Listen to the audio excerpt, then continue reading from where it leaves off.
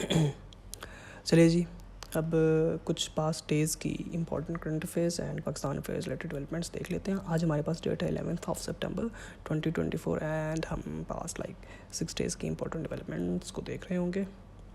सबसे पहले चलते हैं इंटरनेशनल डेवलपमेंट्स पे एंड लास्ट में हम आएंगे पाकिस्तान रिलेटेड डेवलपमेंट्स पे। इंटरनेशनल डेवलपमेंट्स में हमारे पास सबसे पहले है रशिया से रिलेटेड एक न्यूज़।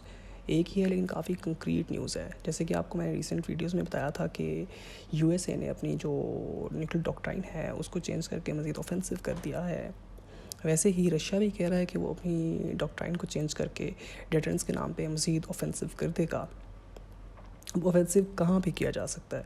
सबसे पहले देखिए, कोई भी कंट्री है जब उसने अपने आप को डिफेंड करना है, दूसरी कंट्री को डेटर करना है टू अटैक और to grab any territory of that particular country, तो वो बताएगा कि जनाब अगर आप हमारा इतना एरिया ऑक्यूपाई कर लेंगे या उतना एरिया ऑक्यूपाई कर लेंगे या आप हम पे ऐसे अटैक कर लेंगे वैसे अटैक कर लेंगे, तो हम फिर अपने लॉ के हिसाब से एलिजिबल हो जाएंगे, हम आप पे न्यूक्लियर अटैक कर दें।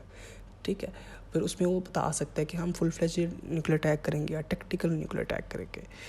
तो ये है। कुछ कंट्रीज़ तो दुनिया में ऐसी भी हैं जिन्होंने ये ओपनली डिक्लेयर किया हुआ है कि हम तब तक न्यूक्लियर वेपन्स नहीं यूज़ करेंगे जब तक हम पे न्यूक्लियर वेपन ही नहीं यूज़ कर दिया जाता। जैसे कि हमारे पास जो इंडिया एंड चाइना है, इन्होंने no first use policy declare की हुई है टोटली। ठीक है, जो पाकिस्तान की न्यूक्लियर डॉक्ट्राइन है वो पब्लिकली अवेलेबल नहीं है, तो उसके बारे में ज़्यादा कह नहीं सकता, लेकिन Pakistan no first use policy publicly declare नहीं की हुई, लेकिन इंडिया ने और चाइना ने की हुई है। चाइना तो यहाँ तक डिक्लेयर किया हुआ है कि जब अगर उनके ऊपर केमिकल बॉम्ब और बायोलॉजिकल अटैक भी हो जाता है तब भी China first use of nuclear weapons नहीं करेगा, लेकिन इंडिया के केस में ऐसा नहीं है। ठीक है, तो जो आपके पास रशिया एंड चाइना है ना, रशिया एंड चाइना का आपस में एक एग्रीमेंट हुआ है कि जो रशिया है वो चाइना के केस में पर्टिकुलरली कभी भी first use policy, no first use policy है चाइना के केस में पर्टिकुलरली, कभी first use of nuclear weapons नहीं करेगा चाइना के केस में। लेकिन ओवरऑल ये है कि अभी रशिया ये बात, जैसे आपको पता है रिसेंटली यूक्रेन ने एक एरिया पे अटैक कर लिया था रशिया के और काफ़ी देर उसको ऑक्यूपाई करके रखा था, तो वैसे ही रशिया एक फेयर ग्राउंड प्रिपेयर कर रहा है कि इन केस कल को इनको टैक्टिकल न्यूक्लियर वेपन ही बेशक यूज़ करने पड़ जाए तो वो अपनी फ्रेंडली कंट्रीज़ को तो एटलीस्ट बता सके कि जनाब ये ऐसे है कि हमने ये लीगल फ्रेम कि हमने किस वजह से किया है, लीगल फ्रेमवर्क तो एटलीस्ट, बिकॉज अगर रशिया न्यूक्लियर वेपन्स यूज़ कर भी देता है तो जो कंट्रीज़ न्यूट्रल भी हैं वो भी रशिया को बहुत बुरे तरीके से कंडेम करेंगे, इसमें कोई दूसरी राय है ही नहीं है। खैर, रशिया ने जो टैक्टिकल वेपन्स हैं अपने उनको भी टेस्ट करना स्टार्ट कर दिया हुआ है बेलारूस के साथ मिलके, रशिया एंड बेलारूस। ठीक है, ये आपने आर्टिकल में सारे अटैच कर देता हूँ कमेंट्स में। मेरी वीडियो देखने के बाद, मेरी वीडियो सिर्फ आपको ओवरव्यू देती है, आर्टिकल्स आपने खुद ही पढ़ने होते हैं, बिकॉज मैं हर किसी की डिटेल में जाने लग गया फिर तो 4 घंटे लंबी वीडियो हो जाएगी ना। तो आपने आर्टिकल्स पढ़ने होते हैं, आर्टिकल्स आपको बहुत कुछ सिखाते हैं, इवन एक पैराग्राफ कंपोज करना तक भी आपको आर्टिकल्स ही सिखाते हैं। सही, आगे मूव करते हैं। आगे हमारे पास टर्की एंड यूएसए से रिलेटेड डेवलपमेंट्स थी कि जो यूएसए के ट्रूप्स डिप्लॉयड हैं टर्की में, वो जनाब उनमें से 2 बंदे की मार्केट किसी में घूम रहे थे, उनको अटैक किया गया है एक ग्रुप के तरफ से, एंड विच शोज़ के पब्लिक सेंटिमेंट क्या है टर्की में टूवर्ड्स यूएसए ना। तो अभी तो जो यूएसए के रिगार्डिंग टर्की में सेंटिमेंट है वो काफ़ी नेगेटिव है और मज़ीद नेगेटिव होता ही जा रहा है। जैसे कि आपको पता है कि चलें उसको बाद में जाते हैं, सेंटिमेंट के रीज़न पे बाद में जाते हैं। सबसे पहले इस रीज़न पे आते हैं कि यहाँ पे ट्रूप्स आया कर ही क्या रहे थे। ठीक है, तो काफ़ी टाइम, क्योंकि आपको पता है जो टर्की है वो हमारे पास नेटो कंट्री है, तो नेटो कंट्री है, जाहिर सी बात है वहाँ पे यूएस ट्रूप्स तो हो ही सकते हैं। तो काफ़ी टाइम से ये एक एज अ ओपन सीक्रेट था कि जनाब जो टर्की है वहाँ पे इवन यूएसए के न्यूक्लियर वेपन्स तक डिप्लॉयड हैं, बट तकरीबन 2016 में प्रॉब्ली, लेकिन ट्रम्प के एरा में ना, ट्रम्प ने गलती से ये बात एक मीटिंग में कह दी थी कि जनाब आपके यहाँ तो हमारे न्यूक्लियर वेपन्स भी हैं, इस तरह करके ना, तो वो फिर मीडिया के सामने आ गई और ये बात एक ओपन सीक्रेट से जो उनसे ना ओपन ट्रुथ बन गई कि जनाब हमारे न्यूक्लियर वेपन्स डिप्लॉयड हैं टर्की के अंदर यूएसए के। तो उसकी मेंटेनेंस के लिए तकरीबन 1000 से 1600 बंदे ना जो इनके पर्सनल्स हैं वो होते हैं टर्की में हर वक्त ही, उनको रन करने के लिए, उसको ऑपरेट करने के लिए। ये भी जो से 2 बंदों की फैंटी लगाई है इन्होंने बाज़ार में, ये मरीन्स थे। मरीन्स इनकी सबसे स्ट्रॉन्ग फोर्स होती है। हमारे यहाँ मरीन्स नहीं होते। मरीन्स इनके जो हाँ जो होते हैं ना, वो बेसिकली नेवी, आर्मी, एयरफोर्स तीनों में सर्व करते होते हैं। वो एक अलग यूनिट के टाइप पे डील होते हैं। लेकिन हमारे यहाँ जिस तरह की रेपूटेशन SSG की होती है ना, वैसी रेपूटेशन वहाँ पे मरीन्स इंजॉय करते हैं। ठीक है, तो बेसिकली नेगेटिव सेंटिमेंट इसलिए है बिकॉज आपको पता है, आप किसी भी मुस्लिम कंट्री में चले जाए ना, उसकी गवर्नमेंट का जो भी पॉइंट ऑफ व्यू है, लेकिन जो पब्लिक है, पब्लिक सेंटिमेंट यही है कि वो USA के ख़िलाफ़ है बिकॉज जो USA काम कर रहा है पैलेस्टाइन के अंदर। ठीक है, इसराइल को सपोर्ट करके, पैलेस्टाइन को प्रेस करवा के। सही। तो वैसे ही अभी रिसेंटली टर्की में तो एक और साथ सोने पे सुहागा ये हुआ है कि टर्की ने अपने ही एरिया में मोसाद का एक फाइनेंशियल ऑपरेटिव तक अरेस्ट किया है। तो वहाँ पे नेगेटिव सेंटिमेंट है और बहुत शदीद नेगेटिव सेंटिमेंट है। इसके अलावा जो टर्की है वो सीख कर रहा है कि ब्रिक्स को भी ज्वाइन करे। आपको पता है ब्रिक्स एक टोटली ऑपोजिट चीज़ है। जो वेस्टर्न लेड ग्रुप्स हैं उससे ऑपोजिट है। अब जो ब्रिक्स है, ब्रिक्स में कोई भी वेस्टर्न लीडिंग कंट्री नहीं है, मोस्टली डेवलपिंग कंट्रीज़ ही हैं। ठीक है, तो फिर जो नेटो है, नेटो मेंबर है Turkey. As a NATO member अगर टर्की ज्वाइन करता है ब्रिक्स को, ब्रिक्स ऐसी ऑर्गेनाइजेशन जो कि आपको पता है कि डीडॉलराइजेशन के बारे में बात करती है और काफ़ी सारे मामलात में वेस्ट के साथ डिसएग्री करती है, थर्ड वर्ल्ड कंट्रीज़ को प्रायोरिटाइज और डेवलपिंग कंट्रीज़ को प्रायोरिटाइज करने के बारे में बात करती है, ज़्यादा उनके लिए अच्छे मौके पैदा करने के बारे में बात करती है। तो ये चीज़ ना वेस्ट बहुत अच्छे तरीके से परसीव नहीं कर रहा होगा टर्की के बारे में, और टर्की भी ये बात जानता है। किसी वक्त भी वेस्ट चाहेगा तो टर्की को नेटो से निकालने की भी कोशिश कर सकता है, या it is also very much possible कि टर्की खुद फेस सेविंग के लिए कुछ अरसे बाद अपनी जोनसी है नेटो से खुद रिज़ाइन कर दे। This is very much possible. तो टर्की इसीलिए तो कोशिश कर रहा है कि वेस्ट से बाहर भी अलाइंसेस बनाए, ब्रिक्स वगैरह को ज्वाइन करके। इस आर्टिकल में वही डिस्कस हुआ था, अभी लोड नहीं हो रहा, तो हम आगे चलते हैं। ठीक है, नेक्स्ट हमारे पास ग्रीस से रिलेटेड न्यूज़ थी। ग्रीस से रिलेटेड हमारे पास ये न्यूज़ थी कि क्लाइमेट चेंज कैसे होता था, मुख्तलिफ तरह की चीज़ें देखने को मिलती हैं। तो ग्रीस में रिसेंटली ऐसे हुआ है कि टूरिस्ट स्पॉट है, तो उस पर ढेरों ऐसे मछलियाँ आ गई, ढेरों। ठीक है, फ्लडेड हो गई इनकी पोर्ट मछलियों से और बहुत गंदी बदबू आने लग गई। तो ये क्लाइमेट चेंज से रिलेटेड न्यूज़ है, आप कहीं पे कोट कर सकते हैं इस बारे में। ठीक है, क्लाइमेट चेंज से आंसर आप लिख लें हो तो वहाँ पे इसको कर देंगे तो पॉजिटिव इंप्रेशन जाएगा एग्जामिनर पे कि ये रिसेंट ट्रेंड्स के साथ रिलेटेड है बंदा। ये देखें ना कितना गंदा हुआ है। अब इसकी आप देख के तो कोई इतना बुरा नहीं लग रहा, लेकिन इसकी सुना स्मेल बहुत गंदी थी। नेक्स्ट हमारे पास है जी ताइवान चाइना से रिलेटेड न्यूज़ थी। जो ताइवान के हमारे पास नए प्रेसिडेंट सेलेक्ट होके आए हैं ना, उन्होंने कहा है कि जी चाइना ना पुराना वाला चाइना अगर वापस लेके आना चाहता है, इतना शौक़ है चाइना के पुराने वाले जो चाइना है उसको वापस लेके आने का, तो चाइना को चाहिए कि चाइना सबसे पहले रशियन टेरिटरी को वापस ले, जो रशिया ने तकरीबन बहुत अरसा पहले हमसे ले ली थी। ठीक है, तो रशिया की टेरिटरी कौन सी है जो चाइना ने ले? चाइना और ताइवान दोनों अपने आप को चाइना ही कहते हैं। जो चाइना है ना, जिसको हम चाइना कहते हैं, वो पीपल्स रिपब्लिक ऑफ चाइना है। जो ताइवान है ना, वो डेमोक्रेटिक रिपब्लिक ऑफ चाइना है। ठीक है, लेकिन दोनों सेम ही टेरिटरी तकरीबन कहते हैं कि ये हमारी है। इवन जो ताइवान है वो चाइना से भी ज़्यादा बढ़ के टेरिटरी कहता है कि ये हमारी है। सही है, इवन जो इंडिया बड़ा ताइवान को सपोर्ट कर रहा था, खुदा न खास्ता कभी ये वाला चाइना ख़त्म करके ये जो ताइवान वाला चाइना है उसकी गवर्नमेंट आ जाती है, तो वो इंडिया के चाइना से भी ज़्यादा पार्ट्स को क्लेम करते हैं जो ताइवान वाले हैं। सही है, तो वो कहते हैं कि जनाब जो रशिया के साथ टेरिटरी थी, जो रशिया ने हमें बहुत ह्यूमिलेट करके हमसे ली थी बहुत पुराने ज़मानों में, तो वो वापस ले। वो कौन सी टेरिटरी है? सबसे पहले तो मैं आपको दिखाता हूँ टेरिटरी कौन सी है। यहाँ पे लोड हो जाना एक दफ़ा। तकरीबन आज से 140 ईयर्स पहले की बात है कि चाइना ने ये टेरिटरी ले ली थी रशिया ने टेरिटरी ले ली थी चाइना से। और यहाँ पे अगर चाइनीज़ पॉपुलेशंस रहती थी, ठीक है, उसको बहुत बुरे तरीके से जलील करके निकाल दिया गया था। यहाँ पे आर्टिकल में पिक्चर्स इंक्लूड थी। अब आर्टिकल लोड ही नहीं होते एक तो टाइम पे, मैं क्या करूँ, इनका क्या हल करूँ मैं। यहाँ पे पिक्चर बनी हुई थी कि कौन सा एरिया है। ठीक है, तो अब जाहिर सी बात है अगर, और आपको पता है कि रशिया इस टाइम पे बहुत वनरेबल स्टेट में, नहायत ही ज़्यादा वनरेबल स्टेट में है कि आप देख लें रशिया बहुत ज़्यादा उलझा हुआ है। और इवन ताइवान ने तो ये यहाँ तक कहा कि अगर चाइना आज ये टेरिटरी वापस से ऑक्यूपाई करना चाहे तो वहाँ पे प्रॉबेबल है कि एक ही सिर्फ गार्ड बैठा हुआ, ना कि ज़्यादा फोर्स बैठी हुई उनको नज़र आएगी। तो ये सीन है यहाँ पे। अभी पिक्चर लोड ही नहीं हो रही, इस पिक्चर का वेट करते करते हमने इतना टाइम यहाँ पे ज़ाया कर दिया। खैर ये आपने देख लेनी है बाद में ना, सही है।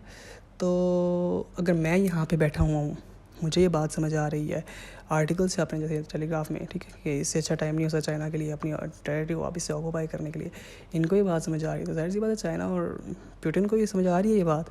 तो जो रिसेंटली रशिया है, रशिया ने उस एरिया में एक पोर्ट है जो पोर्ट चाइना को ऑब्वियसली चाहिए, तकरीबन 163 ईयर्स के बाद ना वो उस पोर्ट की कंप्लीट एक्सेस चाइना को दे दिया, ताकि चाइना के पास रीज़न हो not to take that territory back, कि एटलीस्ट उस पोर्ट की कंप्लीट एक्सेस हमारे पास ही है, उस टेरिटरी को अंदर से हम गुजर सकते हैं और यूज़ कर सकते हैं उस टेरिटरी को फॉर ट्रेड, तो हम उसको फिजिकली क्यों लेना चाहेंगे वापस और रशिया को अपना दुश्मन बनाना चाहेंगे। तो चाइना को एक रीज़न दिया उन्होंने। तो ये बहुत पॉजिटिव मूव है, मतलब बहुत पॉजिटिव तो नहीं लेकिन एक बहुत समझदाराना मूव है रशिया की तरफ से। नेक्स्ट बांग्लादेश से रिलेटेड हमारे पास डेवलपमेंट्स थी और बहुत मेजर डेवलपमेंट्स थी रिसेंट। सबसे पहले तो यह है कि डोनाल्ड टू ना एक बड़ा सा डेलीगेशन लेके पॉसिबल है कि बांग्लादेश विज़िट करें इसी मंथ में, और उस विज़िट में जो यूएसए है वो बांग्लादेश की एड के लिए, हेल्प के लिए कि पैकेजेस तक अनाउंस कर सकता है, बड़े पैकेजेस अनाउंस कर सकता है। आई वोंट से बिलियंस में, बट या ऑब्वियसली हंड्रेड्स ऑफ मिलियंस में तो होंगे ही होंगे।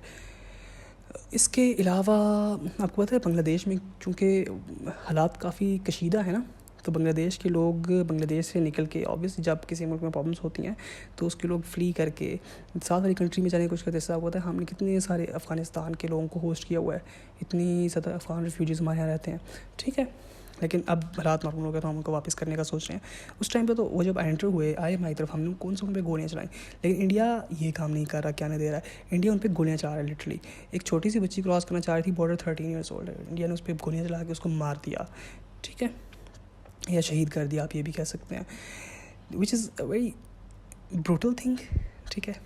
एंड बांग्लादेश ने ज़ाहिर सी बात है इससे रिलेटेड प्रोटेस्ट लॉन्च किया ऑफिशियल लेवल पे। एंड नेक्स्ट हमारे पास ये था कि हाँ, अब देखें ये सिनेरियो कनेक्ट करते हैं ना कि बॉर्डर पे जो सिचुएशन है वो गंदी हो रही है, बहुत गंदी हो रही है। शेख हसीना से के टाइम पे तो सारे ने वाटर डिस्प्यूट को सॉल्व कर लिया, लेकिन उनके टाइम से पहले तक इनके बॉर्डर डिस्प्यूट थे और बॉर्डर पे छोटी मोटी स्क्रमिशेस नॉर्मल थी। तो उस टाइम पे काफ़ी दफ़ा ये आर्टिकल्स आते थे इस टाइप के कि जी इंडिया के सोल्जर्स को बांग्लादेशी सोल्जर ने पकड़ लिया है और भी मारा है, फिर उसके बाद ये प्रोटेस्ट लॉन्च करते थे कि जी हमारे सोल्जर को मारा गया है, भाई सोल्जर ने मार ही खाएंगे ना। और इनके यहाँ सोल्जर जैसे होते हैं आपको पता ही है, काफ़ी टाइम पे इनके यहाँ आर्मी में कितनी करप्शन है, वो मैं आप एक लिंक अटैच करूँगा वीडियो में ना, रफ्तार चैनल है एक, उन्होंने बड़ी डिटेल में इन पे डॉक्यूमेंट्री बनाई थी। ये तो इंडियन सोल्जर तो फेमस हैं अपने ही स्टेट्स में वुमेन का रेप करने के लिए काफ़ी ज़्यादा फेमस हैं, तो जाहिर सी बात है बॉर्डर पे क्या ही परफॉर्म करेंगे, यही हाल होना इनका। तो यही हाल दोबारा से होगा फिर बांग्लादेशी सोल्जर से, यही देखने को मिल सकता है हमें। इसके अलावा मज़ीद ये है कि जो बांग्लादेश की इंटरिम गवर्नमेंट है शेख हसीना के बाद वाली, वो चाहती है कि 1971 वॉर से रिलेटेड जो इश्यूज़ हैं पाकिस्तान के साथ, उनको ख़त्म करके, उनको भुला के, उनको सॉर्ट करके पाकिस्तान के साथ बेहतर तरीके से डिप्लोमेटिक रिलेशंस कायम किए जाएँ और टाइज़ को बेहतर तरीके से बिल्ड किया जाए, क्योंकि हमारी सेम कल्चरल वैल्यूज़ हैं, एक शेयर्ड हिस्ट्री है एंड ऑल। इसके अलावा काफ़ी और न्यूज़ भी थी, लेकिन वो इतनी कंक्रीट न्यूज़ नहीं थी कि बांग्लादेश के अंदर ना जो पीपल हैं वो चाह रहे हैं कि बांग्लादेश का फ्लैग एंड बांग्लादेश का नेशनल एंथम भी चेंज कर दिए थे। मुझे इस पर्सन का नाम पर्टिकुलरली याद नहीं है, रघुनाथ टैगोर था शायद नाम, जिसने बांग्लादेश का नेशनल एंथम लिखा हुआ है, उसी ने जो इंडिया का नेशनल एंथम वो भी लिखा हुआ है एंड श्रीलंका के नेशनल एंथम को भी कंपोज करने में उसने रोल प्ले किया हुआ है। तो जो बांग्लादेश नेशनल एंथम है वो बांग्लादेशी पीपल तो कहते हैं कि जो उनसे ना इंडिया की तरफ से इम्पोज कर दिया गया, बिकॉज आपको पता है कि 1971 वॉर जो थी वो टोटल इंडिया का ही था काम, उसमें आपको पता ही है शेख मुजीब रहमान का कितना ज़्यादा रोल था, तो वो चाहते हैं ये भी चेंज कर दिया जाए। ये पॉजिटिव डेवलपमेंट्स हैं कि इंडिया से एट लास्ट बांग्लादेशीज़ को रियलाइज़ हो रहा है कि what is bad for them. हाँ, इसके अलावा एक और बहुत इंपॉर्टेंट न्यूज़ थी कि जो बांग्लादेश ने एक ख़ास तरह की फ़िश है हिल्सा फ़िश, ठीक है, इसकी एक्सपोर्ट टू इंडिया को बैन कर दिया है फॉर द टाइम बीइंग। अब ये क्यों इम्पोर्टेंट है, क्योंकि इंडिया ना ये बहुत ज़्यादा मिकदार में मंगवाता है, 4,000-6,000 टन लेवल पे मंगवाता है इंडिया ये फ़िश काफ़ी यमी मानी जाती है। एंड इंडिया में जो फ़िशेस पकड़ी जाती हैं उनसे ज़्यादा मज़े की माना जाता है इनको, इस फ़िश को। इसके अलावा इनके यहाँ एक इवेंट आने वाला है, दुर्गा पूजा, नियर फ्यूचर में ही आने वाला है, लाइक इन अ मंथ, मुझे एग्जैक्ट पता नहीं है, कोई हिंदू फेस्टिवल है ये। और इसमें भी ना ये जो हिल्सा फ़िश है ये बहुत हाई लेवल्स पे कंज्यूम की जाती है। तो ऐसे टाइम पे अगर बांग्लादेश बैन कर रहा है, ऑब्वियसली बांग्लादेश प्रेशर बिल्ड करने के लिए बैन कर रहा है, जो इंडिया इन सब हरकतें कर रहा है फ़िलहाल उसकी वजह से। एंड ये बैन कर देगा, वेस्ट बंगाल वाला जो एरिया ना, वहाँ पे फ़िश बहुत ज़्यादा स्पीड से कंज्यूम होती है, बहुत ज़्यादा मिकदार में कंज्यूम होती है। तो इनको मंगवानी तो पड़ेगी ही, तो म्यांमार वगैरह से मंगवानी पड़ेगी। जो बांग्लादेश से आ रही थी वो भी इनको रिसेंटली थोड़ी महंगी मिली, तो बांग्लादेश जब म्यांमार साइड जाएंगे तो और ज़्यादा महंगी मिलेगी। तो at the end of the day जो इनका फॉरेन एक्सचेंज रिजर्व है उस पर बर्डन पड़ेगा, एंड जो अवाम है उसको मज़ीद महंगी फ़िश मिलेगी। अच्छा जी, नेक्स्ट हमारे पास कीनिया एंड इंडिया से रिलेटेड डेवलपमेंट थी कि कीनिया में ना एक एयरपोर्ट को रिफर्बिश करके देने का कॉन्ट्रैक्ट उन्होंने दिया था अडानी की एक कंपनी को, ना इंडिया की एक कंपनी को बेसिकली। तो उसके खिलाफ प्रोटेस्ट स्टार्ट हो गए कीनिया में, बिकॉज इंडियन कंपनीज काफ़ी टाइम ना काफ़ी सब स्टैंडर्ड काम करके देती हैं। हालांकि ये बहुत लुक्रेटिव था प्रोजेक्ट अडानी के लिए, इन अ सेंस के पेमेंट भी हो रही थी लगभग $2 बिलियन। एंड उसके बाद जब ये काम फिनिश कर लेंगे उसके बाद में 30 ईयर्स तक जो एयरपोर्ट है उसकी देखभाल, उसकी मैनेजमेंट उनकी ही रहेगी और उससे आने वाला रेवेन्यू भी उनका होगा। लेकिन इसके बावजूद भी खैर उसके बाद फिर ये न्यूज़ आ गई कि जो इनकी कोर्ट है, एक सुप्रीम कोर्ट है, उसने कह दिया जनाब ये हम कैंसिल कर रहे हैं डील एयरपोर्ट की। तो ये इंडिया जिस तरह काम करके देता है उस हिसाब से ही बात है। कनाडा से रिलेटेड हमारे पास डेवलपमेंट्स तो नहीं थी, बेसिकली एक ही डेवलपमेंट थी। जो जस्टिन ट्रूडो की गवर्नमेंट है ना, वो मेजॉरिटी के साथ नहीं बनी हुई थी, ठीक है, वो कोalition की गवर्नमेंट थी। उनको तकरीबन 24 सीट्स चाहिए थी जो उन्होंने ली हुई थी जगमीत सिंह से, सही है।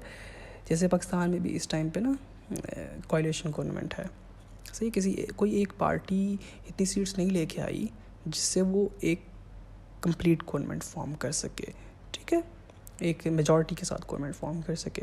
तो इन्होंने अपनी सपोर्ट वापस ले ली है जगमीत सिंह ने, which is not a very good thing for Pakistan, because अगर ये सपोर्ट वापस ले लेते हैं और नेक्स्ट इलेक्शन में जस्टिन ट्रूडो, उनकी तो पॉपुलरिटी और भी कम हुई है, नेक्स्ट इलेक्शन में फिर ये लिबरल पार्टी से आते हैं ना जस्टिन ट्रूडो, नेक्स्ट इलेक्शन में अगर कंजर्वेटिव पार्टी जीत जाती है ना, which is very much possible कि अगर जगमीत सिंह इनको सपोर्ट ना दें तो उनकी पार्टी जीत जाए। वो भी एब्सोल्यूट मेजॉरिटी तो नहीं लेके आ सकेंगे, बट स्टिल इतनी मेजॉरिटी ले आएंगे कि गवर्नमेंट वही बनाएंगे। तो फिर इंडिया के और कनाडा के रिलेशन रीसेट हो सकते हैं, ठीक है। अब जगमीत सिंह ने वजह क्या दी है? वजह ये दी है कि जो कनाडा है, कनाडा के अंदर जो अनएम्प्लॉयमेंट है वो मल्टी ईयर हाई पे है, एंड एम्प्लॉयमेंट है नहीं है, इन्फ्लेशन बहुत हाई है एंड ऑल, इस टाइप के उन्होंने रीजंस दिए हैं which are actually genuine reasons. And इसकी वजह से तो जस्टिन ट्रूडो की ना पॉपुलैरिटी भी काफ़ी कम हुई है कनाडा में इस टाइम पे।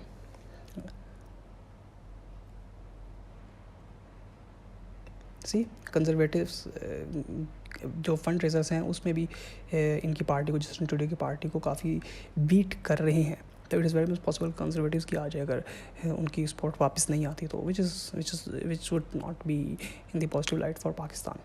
मज़ीद इसराइल और वर्ल्ड से रिलेटेड न्यूज़ थी, मतलब how is world responding to the behaviour of Israel. तो रिसेंटली हुआ ऐसे है कि काफ़ी सारी कंट्री ने, आपको पता है कि अपना आर्म्स एक्सपोर्ट ना बैन कर दी हुई है इसराइल को। वैसे ही उस कंट्री की लिस्ट में यूके भी ऐड हो गया। यूके ने कंप्लीट आर्म्स एक्सपोर्ट को बैन तो नहीं किया, लेकिन काफ़ी सारे आइटम्स को बैन किया है। At least something is better than nothing, तो it is a positive development. इसके अलावा काफ़ी लंबी लिस्ट ऑफ कंट्रीज़ है जिन्होंने बैन किया हुआ है, जिसमें आपके पास इटली आ जाता है, स्पेन आ जाता है, नीदरलैंड्स, बेल्जियम, कनाडा, जर्मनी। इसके अलावा इंडिया में भी केस चल रहा है सुप्रीम कोर्ट में कि सुप्रीम कोर्ट ये जो है ना पक्का एक लिख के दे कि जनाब इंडिया एक्सपोर्ट नहीं करेगा आर्म्स टू इसराइल, ठीक है। तो लेट्स सी उस बारे में क्या कोई डिसीजन आता है, कोई डिसीजन आएगा तो मैं वो भी एक आर्टिकल इंक्लूड कर दूंगा नेक्स्ट किसी वीडियो में।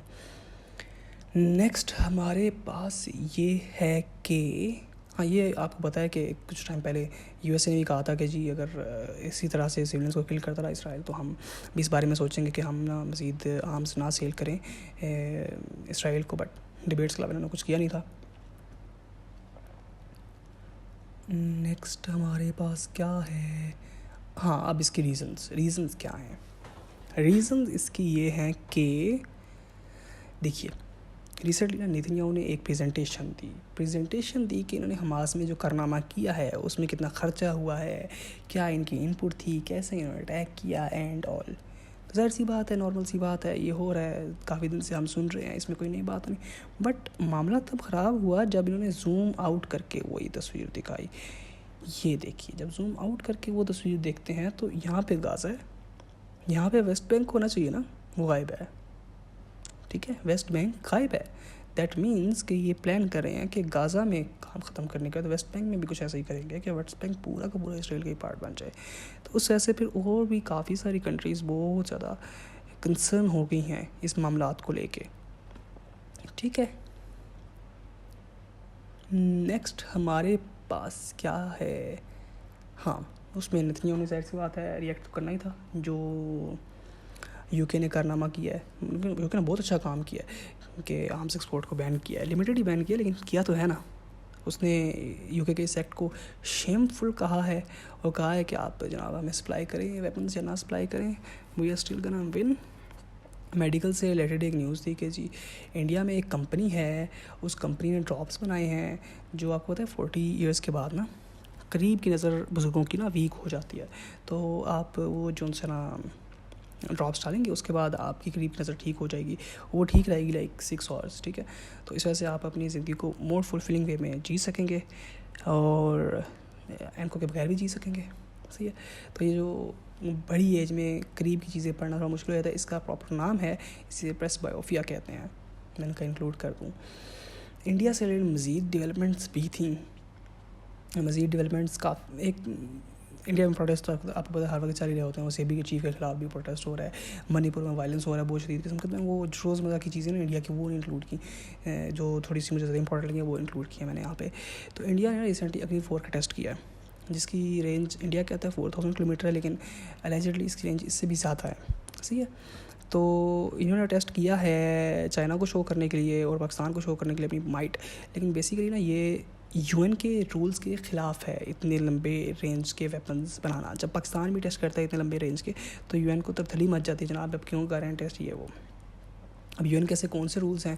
लेकिन पाकिस्तान ने अग्नि 5 के टेस्ट को ना कंडेम किया था, 4 के टेस्ट को भी कर ही देगा कंडेम 1-2 दिन में। तो ठीक है, तो अग्नि 5 अग्नि 6 जिनसे ना अग्नि 6 तो तकरीबन यूरोप पूरा कवर करता है इनका, और यूएसए को नहीं कवर करता, यूएसए का एक पार्ट है अलास्का, उस तक को कवर करता है। ठीक है, यूएसए के मेनलैंड से लग गया अलास्का ना, किसी मैप में दिखा दूंगा आपको। तो जो ना ये रूल्स के खिलाफ है। अब रूल्स कौन से हैं जिनके खिलाफ है? एक ट्रीटी दिस करती है नॉन प्रोलिफरेशन ट्रीटी। ठीक है, उसको काफ़ी सारी कंट्रीज़ ने साइन किया हुआ है, तकरीबन सारी कंट्रीज़ ने साइन किया हुआ है सिवाय 4 कंट्रीज़ के। वर्ल्ड में सिर्फ 4 कंट्रीज़ ऐसी हैं जिन्होंने साइन नहीं किया हुआ। वो 4 कंट्रीज़ कौन सी हैं? पाकिस्तान है, इंडिया है, ये साउथ सूडान है और ये नॉर्थ कोरिया। ठीक है, ये नॉर्थ कोरिया है एंड ये पाकिस्तान, इंडिया है एंड ये साउथ सूडान है। ये मैप इन्होंने थोड़ा सा गलत बनाया हुआ है, यहाँ पे इस मैप को थोड़ा सा इस तरह होना चाहिए, डिस्प्यूटेड टेरिटरी शो करना चाहिए। और उसके अलावा हमारा यहाँ पे जूनागढ़ भी है, वो भी डिस्प्यूटेड टेरिटरी है।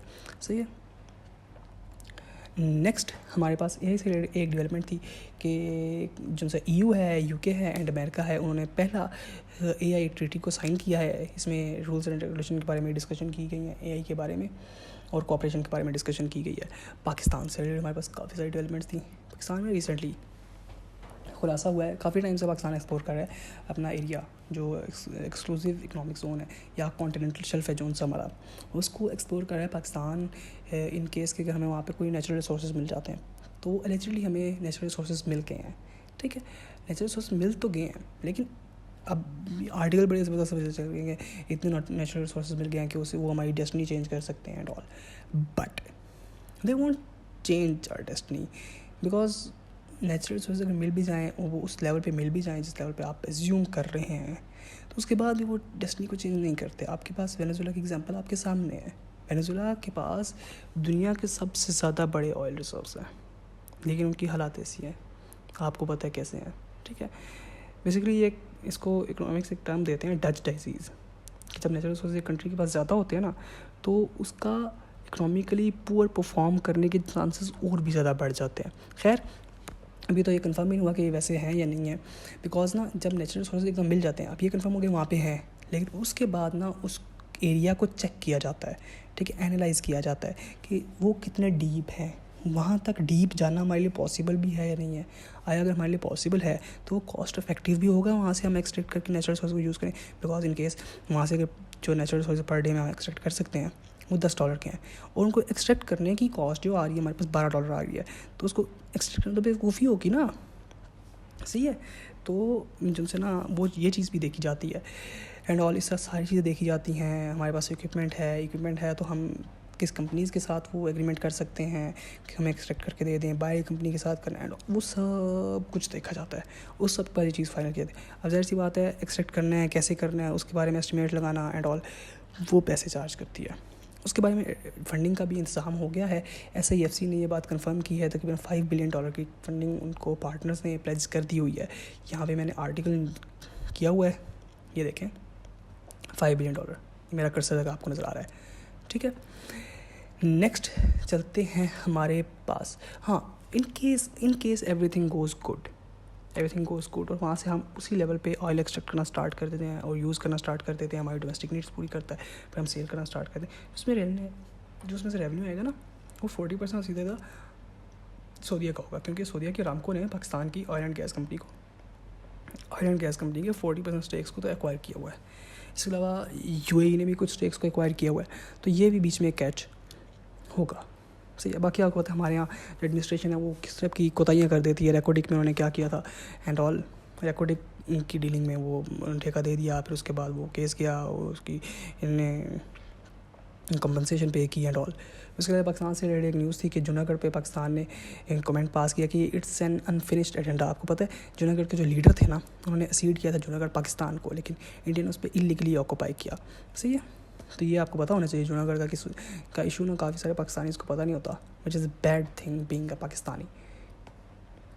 अब ये लोड हो जाए तो मैं देख के बताऊँ कि मैं क्या खोला हुआ था। अब इतने सारे आर्टिकल्स में याद तो नहीं रख सकता कि सारे के सारे में क्या था। अच्छा जी हाँ, पाकिस्तान और ईरान ना एक पाइपलाइन बना रहे थे, सही है, वो इन्होंने फाइनलाइज़ कर ली थी, लेकिन ये नज़र में रखे बगैर कि ईरान पे सैंक्शंस हैं USA के, कि ईरान अपना जो ऑयल है वो किसी भी कंट्री को सेल नहीं कर सकता, ऑयल एंड गैस दोनों चीज़ें सेल नहीं कर सकता किसी कंट्री को।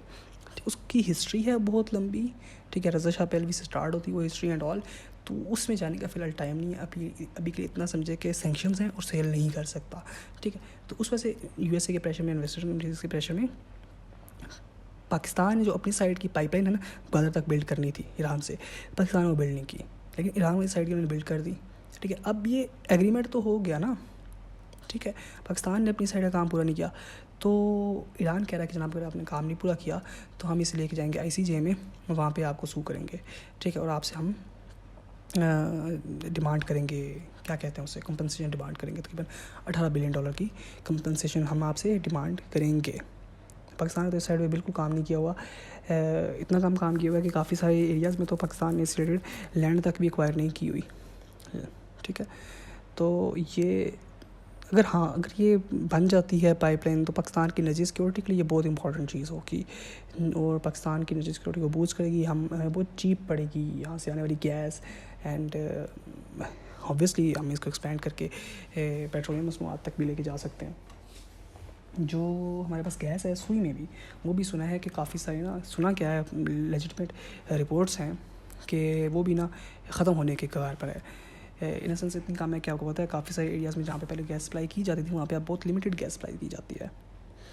इसके अलावा पाकिस्तान की आर्म फोर्सेस से रिलेटेड एक न्यूज़ थी कि पाकिस्तान की आर्म फोर्सेस ने, नेवी ने 2 नई वॉरशिप्स को इंडक्ट किया है। एक तो टर्की से बन के आई है, जो एक एग्रीमेंट के अंडर है कि 2 टर्की में पाकिस्तान के लिए वॉरशिप्स बनेंगी और फिर टर्की 2 पाकिस्तान में आके बनाएगा, ठीक है। और एक किसी और कंट्री से, मुझे कंट्री का नाम अभी फ़िलहाल से निकला हुआ है, नेक्स्ट हमारे पास ये है कि पाकिस्तान की जो इन्फ्लेशन है जो काफ़ी अर्से से बहुत हाई थी वो ऐसे ऐसा कम होती ही है और अब पाकिस्तान की इन्फ्लेशन 9.5 और 8 समथिंग इस टाइप का कोई नंबर था, आर्टिकल में लिखा हुआ है, आपने पढ़ लेना है, लेकिन 1 डिजिट पे आ गई है। नेक्स्ट हमारे पास पाकिस्तान से रिलेटेड एक न्यूज़ थी जो काफ़ी पॉजिटिव न्यूज़ थी और अच्छी न्यूज़ थी कि जी हमारे पास एक जनाब हैं मिस्टर फ़ैज़ान मंसूर जो पाकिस्तान में चेयरमैन है पाकिस्तान न्यूक्लियर रेगुलेटरी अथॉरिटी के। वो सिलेक्ट हुए हैं प्रेसिडेंट ऑफ यूनिवर्सली सिलेक्ट हुए हैं president of 10th review meeting of the convention of nuclear safety. सही है। इसके अलावा मैं आपको इसमें चाहता हूँ कन्वेंशन ऑन न्यूक्लियर सेफ्टी क्या है, पहले आपको मैं बात कंप्लीट करा दूँ, ठीक है। इसके अलावा Pakistan has also been elected as vice chairperson and rapporteur at the country level group. अब वाइस चेयरपर्सन आपको होता है, वाइस चेयरपर्सन होता है, ठीक है, कंट्री लेवल का, एंड रैपरटर ये होता है कि बेसिकली जो कंट्री लेवल होता है ना, जो छोटे ग्रुप ऑफ कंट्रीज़ होता है उसकी डॉक्यूमेंटेशन एंड ऑल को ये रैपरटर डील करता है। ये एक सीनियर ब्यूरोक्रेट होता है, इसको आपने कुछ छोटे मानी में नहीं लेना, लेकिन इसमें से याद करने वाला नाम आपके लिए पास यही है और ये है। एंड आप थोड़ा सा इस बारे में भी देख लेंगे पाकिस्तान न्यूक्लियर रेगुलेटरी अथॉरिटी के बारे में, तो आपको बारे में अच्छा होगा, ठीक है। ये पाकिस्तान में अथॉरिटी है जो सिविलियन न्यूक्लियर चीज़ों को डील करती है और मॉनिटर करती है कि वो सिक्योरिटी उसकी सही तरीके से डील की जा रही है या फिर नहीं। सही है। इसके अलावा ये जो सी है ये ग्लोबली डील करती है, ठीक है। मैं नेक्स्ट में खोला हुआ है, मैं आपके लिए ओपन कर देता हूँ। तो ये ग्लोबली देखती है, लॉ सेट करती है, लीगल फ्रेमवर्क देती है न्यूक्लियर सेफ्टी से रिलेटेड। तो एक इंपॉर्टेंट ऑर्गेनाइजेशन है और IAEA इसके लिए एज अ सेक्रेटेरिएट वर्क करता है, ठीक है। ये IAEA से ऑटोनोमस बॉडी है, IAEA के अंडर नहीं आती है, बट IAEA इसका एज अ सेक्रेटेरिएट भी वर्क करता है। तो एक मेजर चीज़ है उसका पाकिस्तानी बंदा प्रेसिडेंट बने। दिस शोज़ कि पाकिस्तान की लेजिटिमिटी को दुनिया रिकग्नाइज़ करती है इन मैटर्स में। नेक्स्ट चलते हैं जी। नेक्स्ट हमारे पास ये है कि हमारे डिप्टी प्राइम मिनिस्टर मीन्स इसहाक डार साहब एंड फॉरेन मिनिस्टर UK के दौरे पर गए हुए हैं। फॉरेन मिनिस्टर का नाम मेरे भी जहन से निकल गया हुआ है, यहाँ पे देखते हैं अगर कहीं पे लिखा हुआ है तो छोड़ देते हैं, आपने खुद गूगल कर लेना है। नेक्स्ट चलते हैं मुस्लिम वर्ल्ड से न्यूज़ थी कि जो मिस्टर अर्दगन है head of the state of Turkey है, उन्होंने कहा है कि जी हमें इस्लामिक अलायंस बनानी चाहिए। इसराइल जो पैलेस्टाइन में कर रहा है उसको देखते हुए हमें एक इस्लामिक अलायंस बनानी चाहिए जो तकरीबन 56 कंट्रीज़ हैं, मुस्लिम कंट्रीज़ हैं, उनको मिलके 56 ही हैं, तकरीबन नहीं है, 56 मुस्लिम कंट्रीज़ हैं, उनको मिलके एक इस्लामिक अलायंस बना लेनी चाहिए। हाँ, इसमें एक क्वेश्चन बनता है कि OIC में 57 मेंबर्स क्यों हैं फिर, बिकॉज उसमें ना पैलेस्टाइन को भी इंक्लूड किया जाता है, ठीक है। तो पैलेस्टाइन को हम कंट्री इसलिए नहीं कहते हैं क्योंकि पैलेस्टाइन UN का इस टाइम पे सिर्फ एक ऑब्जर्वर मेंबर है, कंप्लीट मेंबर नहीं है, एज अ स्टेट उसको रिकग्नाइज़ नहीं किया गया अभी तक UN में, लेकिन ऑब्जर्वर मेंबर है। OIC में इसलिए 57 मेंबर्स हैं। तो इनकेस अगर बनती है तो आपको पता है काफ़ी स्ट्रॉन्ग अलायंस बन सकती है। ये देखें टर्की एंड पाकिस्तान, तो 8 और 9 बिग पावर्स हैं, एंड पाकिस्तान के पास आपको पता है कितनी बड़ी आबादी है। अगर ऐसी कोई अलायंस बन जाती है और बाकी सारी कंट्री मिलके सिर्फ फंडिंग देने के बाद ज़्यादा कर लेती हैं, एक सोर्स ऑफ फंडिंग बन जाता है। पाकिस्तान में इतनी सारी युवा है जो आर्मी ज्वाइन करती है, करना चाहती है, फिट बंदे हैं, ठीक है, और बेरोज़गारी भी है, अनएम्प्लॉयमेंट भी है, सच तो कभी छुप नहीं सकता ना। तो पाकिस्तान एक बहुत बड़ी आर्मी रेज़ कर सकता है जो कि पूरी मुस्लिम वर्ल्ड की सेफ्टी को इंश्योर कर सकती है, ठीक है। टर्की जैसी कंट्री उसको फाइनेंस कर सकती हैं। उसके अलावा आप यहाँ पे देखें इंडोनेशिया मुस्लिम कंट्री है। इंडोनेशिया आपके पास मुस्लिम कंट्री है, ईरान मुस्लिम कंट्री है, इजिप्ट है, एंड आप जाते हैं लिस्ट में सऊदी अरेबिया, अल्जीरिया एंड चलते जाएं अगर बांग्लादेश, मलेशिया और कौन है जी, UAE एंड बहुत सारी कंट्रीज़ हैं ना मुस्लिम जो एक स्ट्रॉन्ग मिलिट्री भी रखती हैं। तो एक बहुत अच्छी और स्ट्रॉन्ग किस्म की मिलिट्री बन के सामने आ सकती है। और ये कुछ ऐसी चीज़ नहीं है जो अनडूएबल हो, इससे पहले भी हम ये काम कर चुके हैं। एक अलायंस एग्जिस्ट करती है इस टाइप की, लेकिन वो टेररिज्म को फाइट करने के लिए बनाई गई है अलायंस। उसका नाम ये देखें, इस्लामिक मिलिट्री काउंटर टेररिज्म कोalition, ठीक है, जो अभी राहिल शरीफ साहब हेड कर रहे हैं इस टाइम पे, Pakistani chief of army staff retired हैं।